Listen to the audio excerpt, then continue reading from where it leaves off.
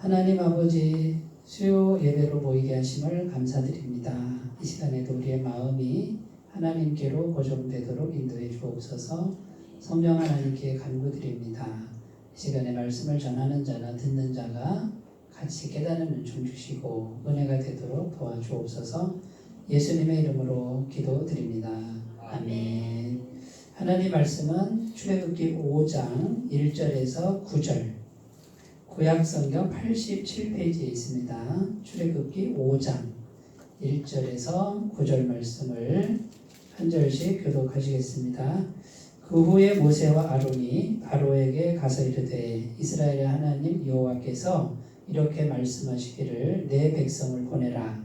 그러면 그들이 광야에서 내 앞에 절기를 지킬 것이니라 하셨나이다. 바로가 이르되 여호와가 누구이기에 내가 그의 목소리를 듣고 이스라엘을 보내겠느냐? 나는 여호와를 알지 못하니 이스라엘을 보내지 아니하리라. 그들이 이르되 히브리인의 하나님이 우리에게 나타나셨은즉 우리가 광야로 사흘길쯤 가서 우리 하나님 여호와께 제사를 드리려 하오니 가도록 허락하소서. 여호와께서 전염병이나 칼로 우리를 치실까 두려워하나이다. 애굽 왕이 그들에게 이르되 모세와 아나 너희가 어찌하여 백성의 노역을 쉬게 하려느냐? 가서 너희의 노역이나 하라. 바로가 또 이르되 이제 이 땅의 백성이 많아졌거늘 너희가 그들로 노역을 쉬게 하는도다 하고, 바로가 그날에 백성의 감독들과 기록원들에게 명령하여 이르되 너희는 백성에게 다시는 벽돌에 쓸 짚을 전과 같이 주지 말고 그들이 가서 스스로 짚을 줍게 하라.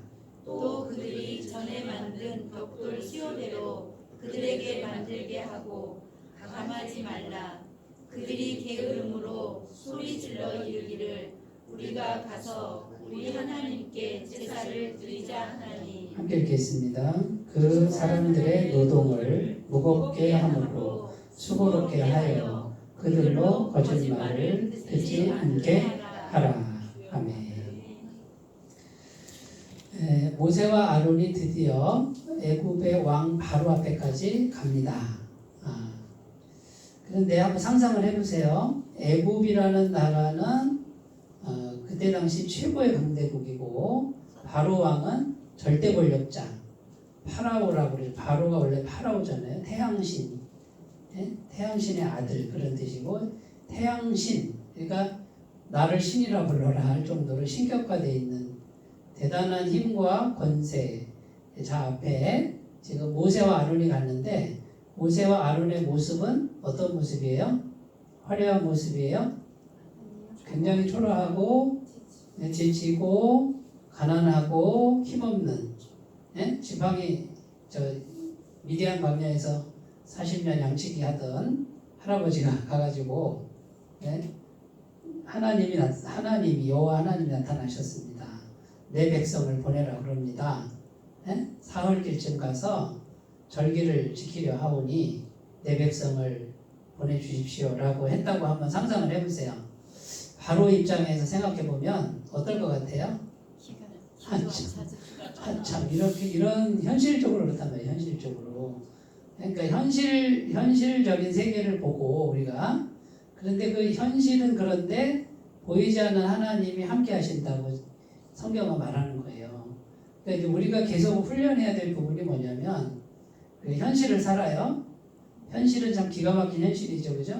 참 그런 현실이고, 그런데 보이지 않는 하나님이 나한테 나타나셔가지고 아니 직접 하시지 왜 나를 꼭 그렇게 끌어들여서 나보고 가라 그러시나, 이런 거예요. 그런데 나는 하나님을 알고 있지만 바로가 하나님을 알아요, 몰라요? 몰라요. 바로가 하나님을 알면 일이 쉬워지는데 바로는 하나님을 모르고 알고 싶지도 않고, 이게 지금 우리가 현실에서 싸워야 될 싸움이에요.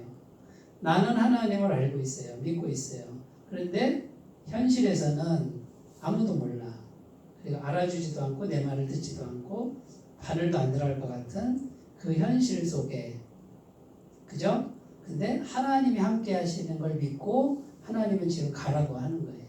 이게 구원받은 신앙인들의 삶이에요. 그러면 일이 착착착착 진행이 잘 될까요? 당연히 길이 막히죠. 왜냐하면 모르니까 이 사람들은. 그리고 이 사람들하고 대화가 돼야 안 돼요? 지금 벌써 대화가 안 되잖아요. 보내라 그러니까 바로가 뭐라 그래요? 너희가 게을르구나. 너희가 그래도 여유가 있네? 그래? 그러면 이제 집을 주지 마. 집까지 다 구하라 그래. 한가하니까 지금 이런 소리 하는구나. 그래. 그러니까 더 노역을 더 심하게 해가지고 더 힘들게 만들어서 이제 못 가게 하는 거죠. 그러니까 주저앉게 만드는 거예요. 자, 그러면 바로라고 하는 존재가 현실 속에서는 실존 인물이지만 바로를 움직이는 세력은 마귀예요, 마귀.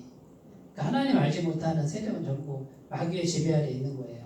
자, 그런데 이제 무슨 쟁탈전이 벌어지는 거냐면 하나님이 이 할아버지 모세하고 83세 할아버지 아론을 보내면서 가서 지금 내 백성을 어떻게 해요? 애굽에서 구원해 내서 뭐 하려고? 절기를 지키라 이 말은 제사드리라는 거예요. 제사. 예배가 지금 다 무너져 버렸어요. 그러니까 하나님께 와서 제사를 드리, 이 절기를 지키는 거를 회복하고 싶은 게 하나님 뜻이고, 마귀는요 절대로 예배의 자리는 제사의 자리는 절대로 안 보내려고 하는 게 이게 지금 마귀가 바로를 통해서 현실적인 어떤 그 고난 이걸 통해서 못 가게 만드는 거예요. 못 가게. 네. 지금 이 얘기의 본질은 그거예요. 그래서 이 구원의 목적은 예배입니다. 오늘 설교 제목이 이건데 하나님이 왜 구원하려고 그래요? 애굽에서 왜 구원하려고 그래요? 예배를 위해서, 예배를. 그럼 하나님은 예배 받고 싶은 거죠? 이사야 43장 21절 이 백성은 내가 나를 위하여 지었나니 곧 나의 찬송을 부르게 하려 함이라.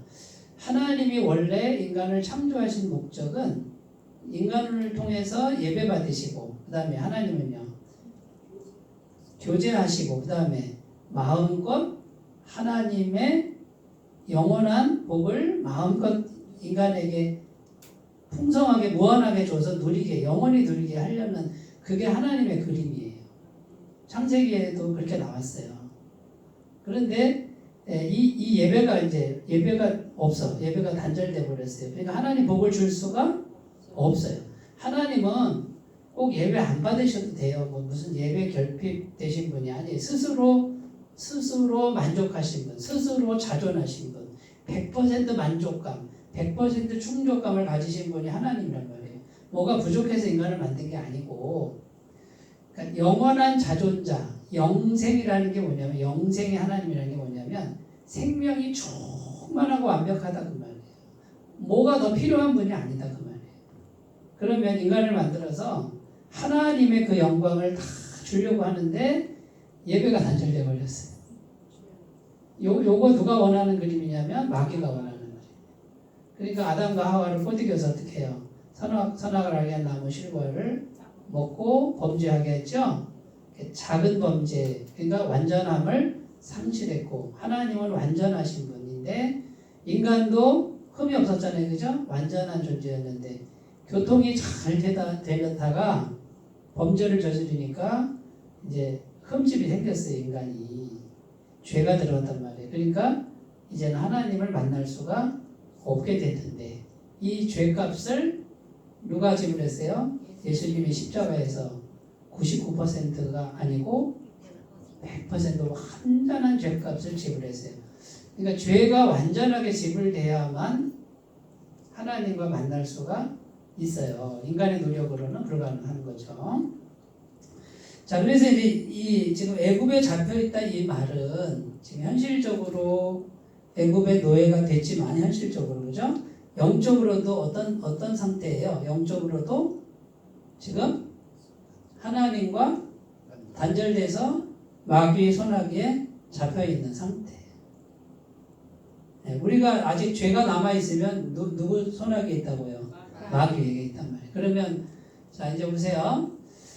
현실만 생각하면 우리가 이제 구원받은 분들이 자꾸 현실만 생각하면 안 된다. 현실 속에서 누구를 생각해요? 하나님. 그분이 나와 어떻게 함께 할 수 있는가 이걸 자꾸 생각해야 되고 그분과 친밀하게 관계를 누리고 영원한 자존자고 100% 충만한 분이 나와 함께 하기만 하면 내가 100% 노력하는 거는 진짜 요만큼밖에 안 돼요. 아무리 노력해도 요만큼밖에 안 돼요. 근데 완전하신 전능하신 하나님이 나와 함께하면 어떻게 돼요? 내가 막 최선을 다해 막 그냥 막 그렇게 노력하는 건 요거밖에 안 되지만 하나님이 오시면은 그게 더 크다 그 말이에요. 근데 이제 구원받은 분들이 이 하나님이 보이지 않으니까 어떻게 해요? 하나님 함께 하시는 게 내가 노력하는 것보다 작게 느껴지는 거야. 그러니까 이걸 의지하는 게 아니고 뭘 의지해요? 내가 열심히 뛰는 걸 의지한다 그 말이에요. 요거 누가 좋아하는 그림이에요? 마귀가 좋아하는 그림. 이렇게 말하면 뛰지 말라는 게 아니고 그러니까 열심히 우리가 최선을 다하되 그 열심이 하나님과 상관없고 하나님과 단절된 열심은 마귀가 뭐라고 그래요? 잘해, 잘한다 계속해라 이러는 거예요. 그런데 열심히 하는데 하나님과도 친밀해.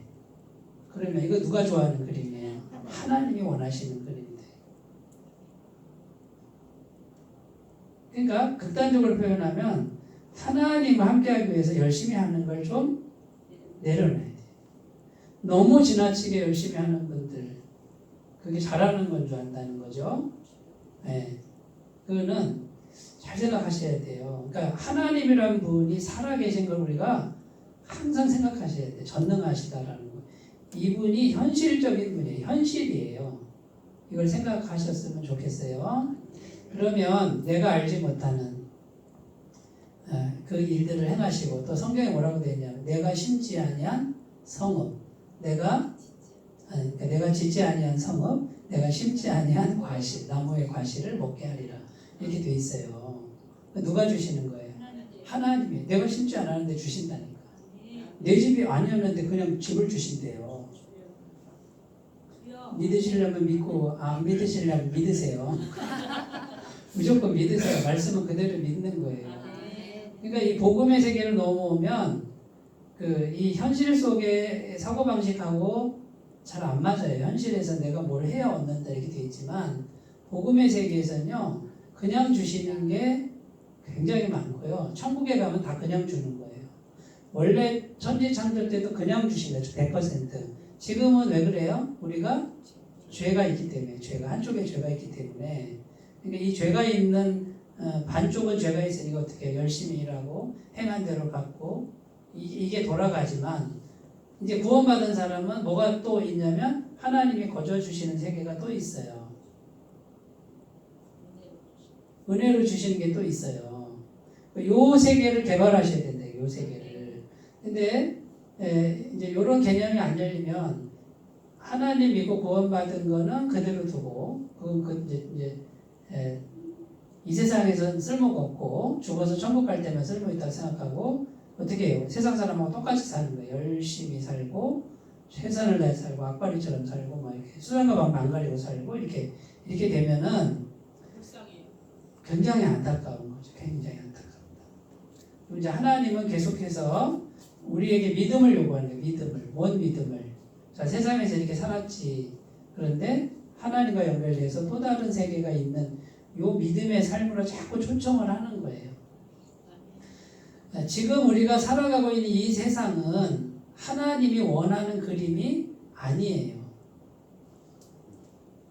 내가 열심히 해서 조금 벌고 남하고 경쟁하고 싸우고 이 그림은 마귀가 뿌려놓은 그림이지 하나님의 그림, 원래 그림이 아니란 말이에요. 근데 이 세상에서 막 열심히 치열하게 살면서도 그걸 잘 사는 거라고 생각하는 거지. 구원받은 사람들이 이제 이 생각에서 많이 벗어나야만 참된 평화가 옵니다. 그리고 하나님의 은혜를 체험하게 됩니다. 자, 그래서 예배인데요. 지금 자 보세요. 80세, 83세 남루하고 힘없는 할아버지 두 분이 들어가서 천하의 바로왕 앞에 갔는데 모습이 어떤 모습이냐면 두려워하는 모습이 아니에요. 담대하게 얘기해요. 그럼 이 담대함은 어디에서 왔을까? 하나님을 실제로 만났다는 거예요. 자, 하나님을 실제로 만나면 어떻게 되냐면, 실제로 만나면 지식이 아니라 내가 들은 지식은 능력이 없어요. 사람을 바꿀 수 없어요. 그러나 하나님을 실제로 만나면 그분의 영광과 그분의 능력이 이렇게 확 그냥 덮여지면 어떻게 되냐면 사람이 바뀌어요. 하나님이 믿어지거든요. 그러면 사람이 이제 담대해지죠. 예배라고 하는 게 뭐냐면, 예배는 왜 중요하냐면 살아계신 하나님을 만나는 거예요. 만나면, 실제로 만나는. 마태복음 13장 44절 내용이 뭐냐면 밭에 감추인 보화 이야기예요. 어떤 사람이 밭을 갈고 있는데 그게 자기 밭이에요, 아니에요? 이제 주인이 따로 있어.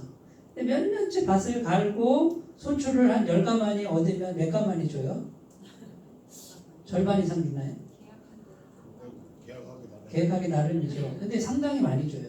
주인은 아무것도 안 해도 그걸 받고 나머지를 자기가 먹는데, 밭을 갈다 보니까 어느 날 땡그랑 하고 보니까 거기에 보화 상자가 있는 거야. 근데 보니까 이거는 뭐 엄청난 가치인 거예요.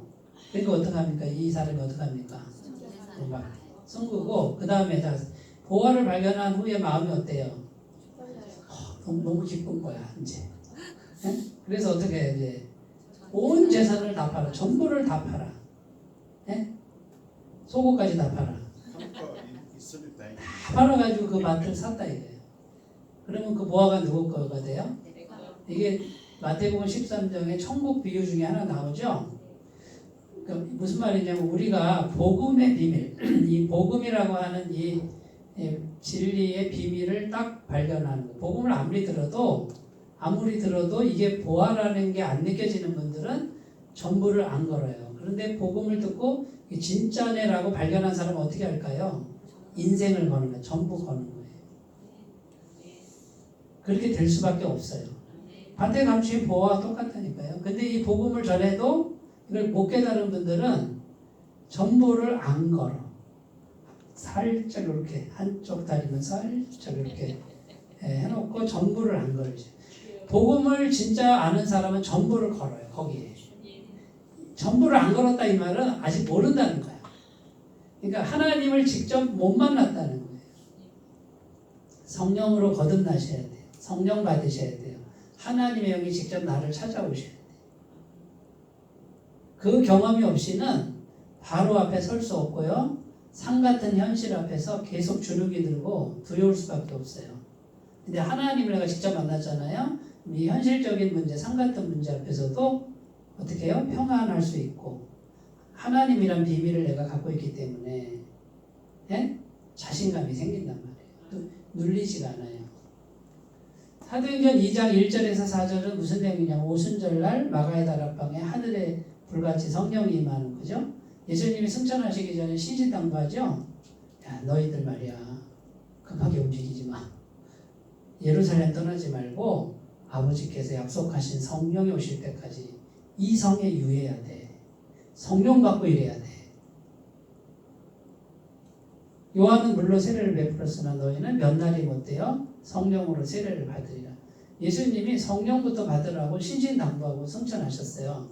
그래서 예수님의 어머니 마리아와 형제들과 제자들이 120여 명이 마가의 다락방에, 그죠? 이 마가가 마가복음 쓴 마가예요. 마가의 다락방에 모여서 오로지 기도에 힘썼다, 이렇게. 성령이 오시기를 막 그냥 기도를 했는데, 오순절날 승천하시고 열흘 정도 지난 후에 갑자기 성령이 오셨어요. 예수님 말씀하신 대로 됐어요. 오늘날 우리가 이 성령을 받으셔야 되는데, 이 성령을 받아야 진짜 하나님을 만나는 거예요. 성령 받으면 확 달라져 버려요. 그리고 성령 받기 전에는 내가 믿는 거예요. 내가 생각하고 내가 믿는 거. 이거는 갈대처럼 심하게 흔들려. 진짠가 거짓말인가 이래요. 근데 성령이 오시잖아요. 그러면 이제는 의심이라는 게, 의심하려고 해도 안 돼. 왜 그런지 아세요? 100% 영이에요. 순수한 영이 내 속에 들어왔기 때문에 계속 여기서 계속 믿음 이렇게 돼요. 그러니까 계속 믿어지게 하는 게 성령님이에요. 그러니까 성령을 받은 분은 이렇게 돼요. 어린아이가 아빠 손을 잡고 가는데 자기가 아빠 손을 꽉 잡고 가는 거예요. 이렇게 가는데 아빠가 그래요. 너 왜 이렇게 손을 꽉 잡니? 그래요. 놓치면 안 되잖아요. 불안해가지고요. 내가 꽉 잡고 가는 거예요. 그랬단 말이에요. 아빠가 잡고 있잖아. 너 한번 놔봐. 놨어. 그랬더니 놔줘요? 안 놔줘요? 안 놔줘요. 이 체험이에요. 성령이 오시면 이제는 하나님이 나를 잡고 아빠가 나를 잡고 가는 거고 성령이 오시기 전에는 내가 잡고 있으니까 불안하고 두렵고 떨리고 피곤하고 내가 내 짐을 다 인생의 짐을 내가 져야 돼. 심리적인 짐뿐만 아니라 현실적인 짐도 성령님이 다 져주는 이 비밀을 몰라요. 그러니까 제가 지금 오늘 강조하는 게 뭐예요? 성령 받으셔야 돼요. 그럼 어떻게 하면 돼요? 성령 달라고 기도하셔야 돼요. 하나님 성령으로 거듭나게 해주세요. 하나님의 영, 제3위 하나님이에요. 전능하신 하나님 내 속에 들어오는 거예요. 이분은 능력이 한이 없는 분이에요. 이분이 부활의 영이에요. 예수 그리스도를 죽음에서 살리신 분이 성령님이에요. 근데 보여요, 안 보여요? 안 보여요. 내가 보여줄 수 있으면 보여주고 싶은데 보여줄 수가 없어요, 이거는. 근데 성령으로 거듭나지 아니하면 하나님 나라에 들어갈 수 없느니라. 요한복음 3장 5절 말씀. 고린도후서 13장 13절 축도문이에요. 주 예수 그리스도의 은혜와 하나님의 사랑과 성령의 교통하심이. 성령님이 내 속에 교통 들어온단 말이죠. 그러니까 실제로 성령님이 내 속에 이렇게 들어와야 그게 예배예요. 그게 예배예요. 성막. 광야에서 하나님이 구원을 내서 뭐 만들어요? 모세를 40일 동안 시내산에 불러서 금식하게 하면서 계속 대면하고 말씀하죠. 그리고 율법을 주고 그다음에 성막을 만들어라. 내려가가지고 성막을 만드는데 그 성막 만드는 게 보통 일이 아니잖아요. 그죠? 그리고 사막길을 가는데 그렇잖아도 가는 길이 힘든데 그 성막을 만들어가지고 말이죠. 그 무거운 짐을 그냥 다 짊어지고 접었다 폈다 왜 이렇게 피곤하게 하고 말이지 번거롭게 하는 인간적으로 생각하면. 그런데 그 성막을 펴가지고 거기서 뭐예요? 짐승을 잡아서 피 흘리잖아요. 그 짐승의 피가 곧 그리스도의 피, 죄사함의 피잖아요. 그 죄사함이 계속 드려져야 어떻게 돼요? 죄가 사해져야 하나님의 임재가 온다고 말이에요. 하나님의 오늘날로 말하면 우리가 예수님의 보혈 이걸 마음에 믿고 완벽한 죄사함을 믿으면 성령이 오신다 그 말이에요. 요게 진짜 예배예요. 그러니까 요 예배를 드릴 줄 알아야 돼요. 근데 똑같은 모양으로 앉아 있어도 그냥 성령의 교통함이 없는 예배가 있고요. 성령의 교통함이 있는 예배가 있고 그래요. 제가 여기 교회 와서 집에서 계속 훈련하는 거, 멈추지 않고 훈련하는 게 이 성령의 임재예요. 이해가 되세요? 그러니까 여기 있는 분들이 그렇게 안 해도 담임 목사가 계속 그걸 해야 돼요. 뭐 어떤 일이 발생하냐면 여기 와서 성령의 임재를 하든 집에 가서 하든 길을 가면서 하든 내가 계속 성령의 임재를 충만하게 계속 이거는 막 이제 자동으로 돼요. 훈련이 돼서 이게 되잖아요. 그러면 어떤 일이 발생하냐면 저와 관련된 영역은 성령님의 임재가 미치게 돼 있어요. 제가 다 안 해도 된다고 말이에요. 그러면 저는 짐을 제가 열심히 해야죠. 그죠? 그런데 내가 져야 될 짐을 누가 지느냐면 주님이 진다. 그리고 나는 주님께 맡겨요. 너희 짐을 여호와께 맡기라. 너희 염려를 주께 맡겨버려라. 이는 주께서 너희를 돌보심이라. 그럼 성령님이 나와 연결되어 있으니 성령님이 돌보신다 이 말이에요. 그래서 뭐 별의별 일이 막 다 생기고 제 귀에 막 들어오고 막 전화하고 막 상담하고 막 이런 일이 생기면 전부 안 좋은 얘기예요. 그럼 제가 그걸 내가 다 짊어지느냐? 나 안 져요. 내가 또 질 수도 없어. 그걸 왜 내가 지고 앉았어?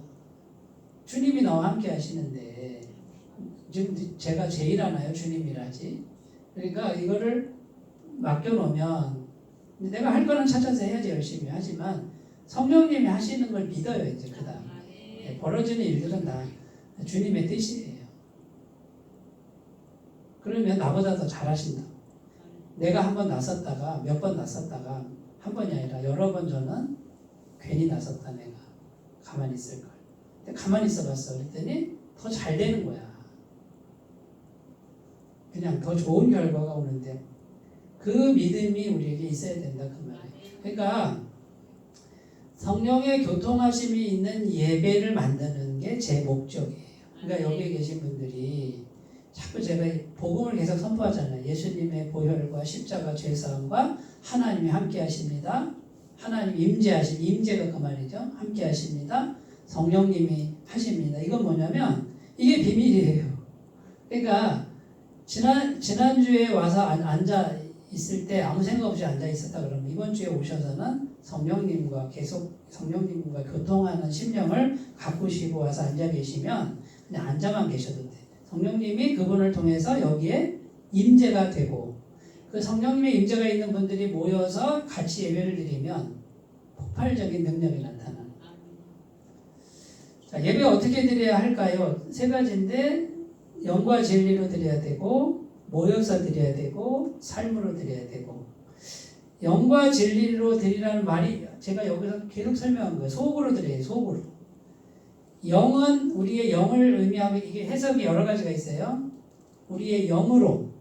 그다음에 진리는 뭐냐면 진실되게.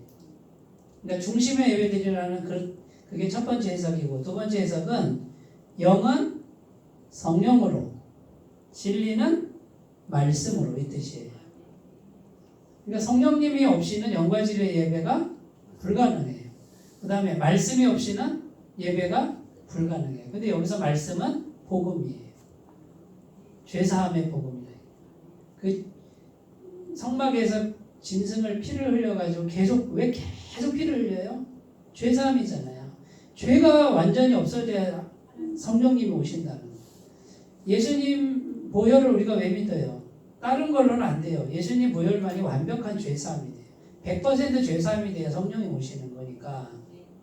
네? 내가 열심히 선행한다고 오시는 게 아니라는 거야. 무슨 말씀인지 아시겠죠? 제가 왜 반말을 하고 있지? 네. 죄송합니다. 요한복음 4장 24절은 하나님은 영이시니 예배하는 자가 영과 진리로 예배할지니라. 그러니까 중심의 예배, 속의 예배. 그러니까 우리가 똑같이 앉아 있어도 어떻게 이 순간에 성령님과 속으로 교통하는 예배를 드리면 그게 진짜 예배고. 두 번째, 성령님과 말씀, 복음으로 죄사함의 복음으로 예배를 드리는 게 진짜 예배. 자, 모여서 드려라 이 말은 교회 공동체가 중요하다 이 말이에요. 오순절 마가다락방에 120명이 한 자리에 모여서 같이 기도했죠. 똑같은 원리로. 히브리서 10장 25절은 모이기를 패하는 어떤 사람들의 습관과 같이 하지 말고 그날이 가까움을 볼수록 재림이 가까울수록 더 모이기를 힘쓰라 이렇게 돼 있어요. 성경에 모이라고 그랬어요? 흩어지라고 그랬어요? 모이라고 성경에 돼 있잖아요. 그 교회의 정의가 뭐냐면 교회잖아요, 그죠? 회가 모일 회자예요. 그러니까 성도님들의 모임이에요. 성도님들은 뭐예요? 예수 믿고 구원받은 사람들의 모임. 예수를 구주로 믿는 사람들의 모임. 이게 모임을 강조하고 있다. 교회 생활을 해야 신앙 성장이 가능해요. 혼자서는 성장이 안 돼요. 예수님이 뭐라고 그랬냐면 너희는 몸의 지체다 그랬죠. 우리 손이 몸에서 떨어져서 혼자 성장돼요?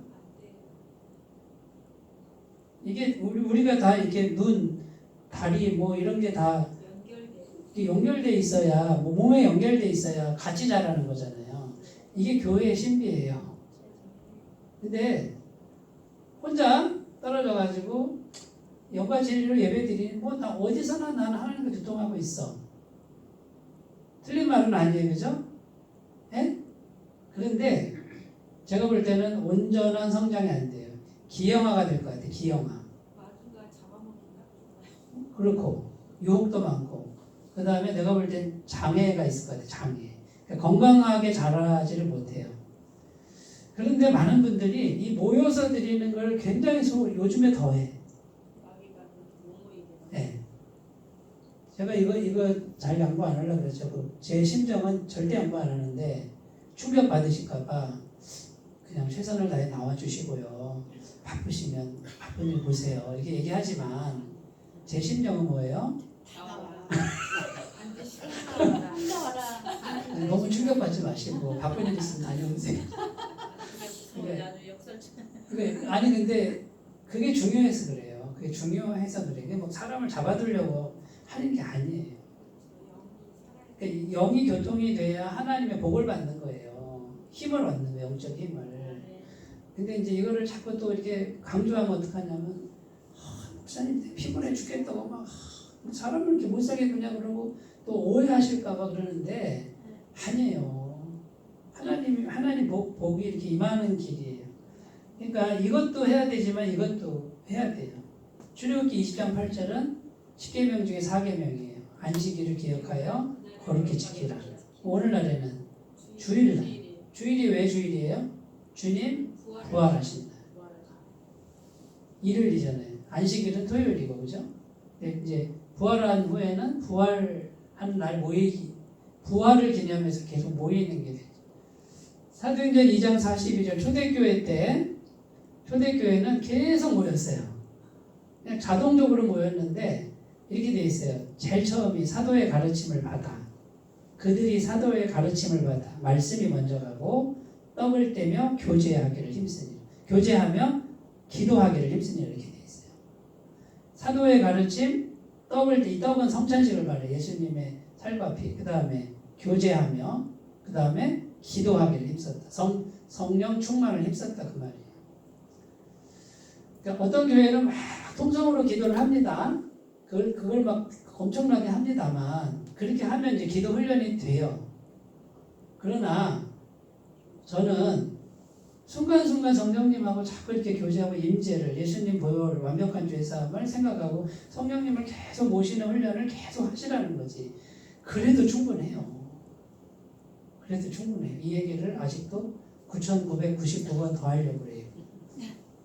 자, 삶으로 예배는 우리가 이제는 매 순간마다 살아가는 모든 순간에 어떻게 예배드려요?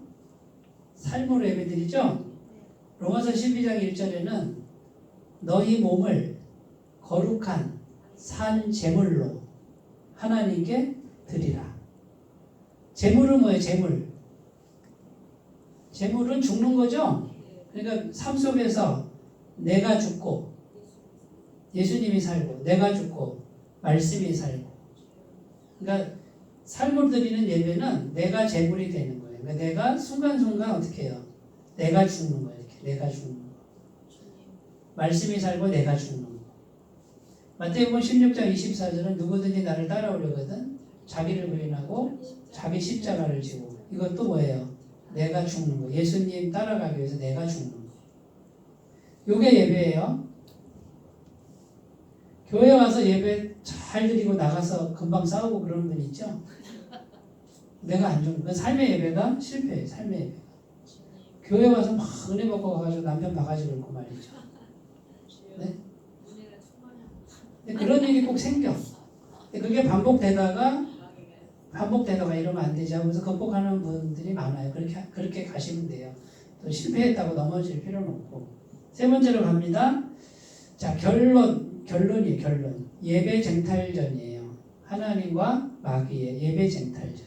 하나님은 예배 자리로 끌어오고 마귀는 어떻게든지 못 가게 하고 자 그러면 마귀가 쓰는 방법이 뭐냐면 현실적으로 굉장히 힘들게 합니다. 이거예요. 내가 오늘부터 예배 한번 드려보자. 예배 잘 드려보자. 이렇게 결심했어. 그랬더니 바로가 어떻게 해요? 네가 지금 한가하구나. 그래? 현실을 더 어렵게 만들어주지. 자, 이래도 갈 거니? 지금 숨이 막히잖아. 이래도 갈 거니? 그래? 또 가려고 그러네? 그러면 더 힘들게 해. 막. 가정에 일도 생기고 막. 경제적으로도 막 힘들게 하고 이래도 갈 거니?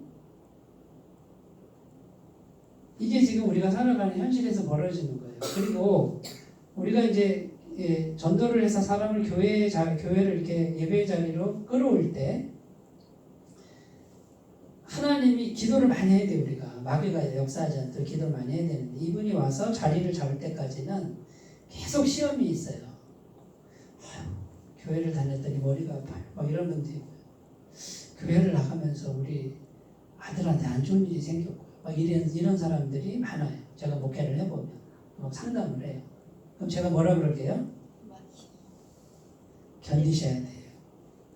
두려워하지 말고 끝까지 하셔야 돼요. 그리고 그거는 어느 순간이 되면 없어집니다. 저를 믿고 따라오세요. 따라오시는 분들은 그대로 되어 없어져요. 그런데 주저앉는 분들도 있었어요. 저는 그런 사람도 만나봤어요. 파주 시골에서 폐지 줍는 분이 교회를 새벽기도를 나오는데 머리가 깨지기 앞에서 못 나오겠다는 거예요. 그래서 걱정하지 말고 이건 하나님이 깨끗게 하시는 거니까 한 달만 작정하고 계속 나오시라. 그랬더니 한 2주 만에 두통이 없어졌어요. 하나님 처음 있는 분이에요. 그러니까 마귀가 지배하다가 이제는 그걸 뺏기려고 안 하는 거죠. 에베소서 6장 12절은 우리의 씨름은 혈과 육을 상대하는 것이 아니요 통치자들과 권세들과 하늘에 있는 악의 영들을 상대함이라. 마태복음 10장 29절은 저거예요. 참새 2마리가 한 아사리온에 팔리는 것이 아니냐. 그러나 하늘에 계신 아버지께서 허락지 아니하시면 한 마리도 떨어지지 아니하느니라. 그러니까 우리가 하나님 손에 달렸다라는 걸 믿어야 되고요. 그 다음에 예배가 자꾸 방해가 되는데 방해가 될 때 어떻게 하냐면 꿋꿋하게 견디면 어떻게 되냐면 결국 이겨요. 이제 출애굽기 보시면 바로가 말 안 듣죠. 처음에는 이렇게 막 고욕을 주는데 이제 하나님이 이제 10개 재앙을 내리기 시작하는데 바로가 한 대 맞고 빨리 순종 안 하고요. 그리고 다 맞아요. 그걸 다 맞을 때까지 안 놔요. 절대 안 돼. 이게 마귀의 습성이에요. 뭐라 그러냐면 이래요. 야, 그래 내가 보내줄게. 한 대 맞고 보내주는데 남자들만 가. 응? 그러니까 아니죠. 그거는 다 우리 식소를 다 가야 됩니다. 그러면 3일 길을 가는데 멀리 가지 마. 그렇게 멀리 가지 마라. 아니요, 3일 길을 가야 됩니다. 완전히 벗어나서 예배가 되는 거예요. 그런데 하나는 애굽에 걸쳐놓고 하나는 광야에 걸쳐놓고 예배드리라 이렇게 하는 거예요. 이게 마귀가 타협안을 제시하는 거예요. 온전히 하나님께 예배드려야 돼. 그게 예배인데 야 멀리 가지 마. 왜 이렇게 멀리 가. 가까이서 예배드려. 이 말은 뭐냐. 한쪽은 애굽에 걸치고 한쪽은 교회에 걸치고 한쪽은 세상에 걸치고 한쪽은 교회에 걸치고 예배드려. 그러면 오늘날 어떻게 하는 거예요? 우리 생각 속에 한쪽은 하나님 섬기고 한쪽은 세상에도 놓고 두 개를 놓고서 예배드리. 이거 하나님 기뻐하시지 않아요. 여기 앞으로 나오는 내용이 다 그 내용이 이제 쭉 나와요. 제가 말씀드리면. 나중에는 바로가 두 손 두 발 다 들죠? 완전히 보내버려요. 완전히. 그러니까 우리가 인내하는 싸움을 싸워야 돼요. 예배 싸움은 치열합니다. 누가복음 12장 20절 내용이 뭐냐면요. 부자가요.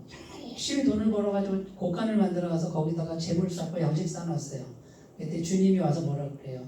어리석은 자여 오늘 밤 내 영혼을 도로 찾으리니 이 재물이 누구 것이 되겠느냐.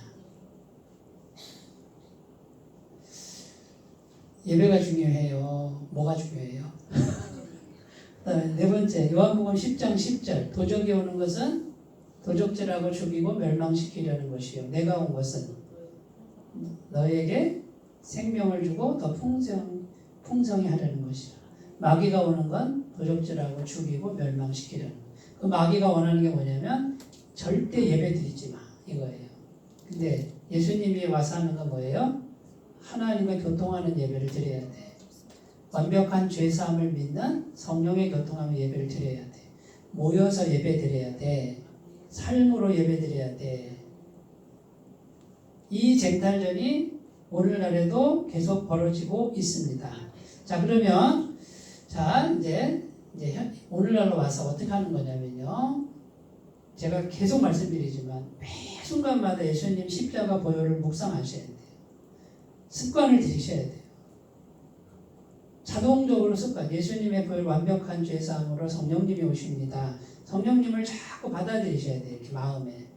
배부르게 채우셔야 돼요. 오늘 저녁 맛있게 드셨죠? 네. 배부르시니까 졸립죠? 네. 거기 눈이 반쯤 감기셨어요. 네. 그런데 그렇게 채우는 것처럼 성령으로, 보혈과 성령으로 계속 이렇게 묵상을 해서 계속 여기 마음에 채운다고 생각을 하시는 거예요. 이렇게. 아, 배부르다. 아, 배부르다. 감사하다. 성령님이 오신다. 전능하신 하나님의 영이 오신다. 나는 완벽한 죄사함을 받았습니다. 주님, 내가 십자가 복음을 받아들입니다. 그러면서 채우시고 또 일하시고 그 다음에요. 또 생각나는 대로 또 채우십니다. 계속 제 마음을 채우셔야 돼요. 하나님이 나와 함께 하신다. 이렇게 채우셔야 돼요. 이걸 훈련하시다가 교회 오면 어떻게 될까요? 교회 오면. 교회 오면요. 영이 막 살아요. 교회 오면요. 예배 시간이 생동감이 넘쳐요. 진짜예요. 해보세요.